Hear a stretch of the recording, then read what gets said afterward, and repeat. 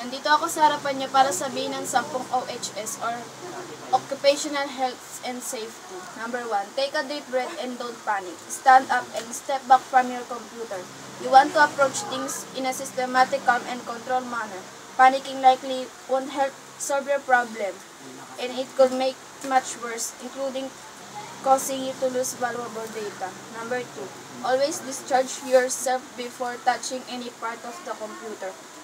Number 3, be careful with tools that may cause short circuit. 4, wear rubber shoes when standing on the ground or in a concrete floor. 5, always power off and unplug the computer before working on it.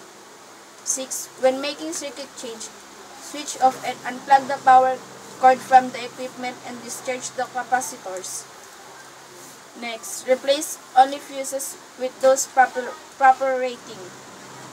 Hold the components by the edge and do not touch the ICs.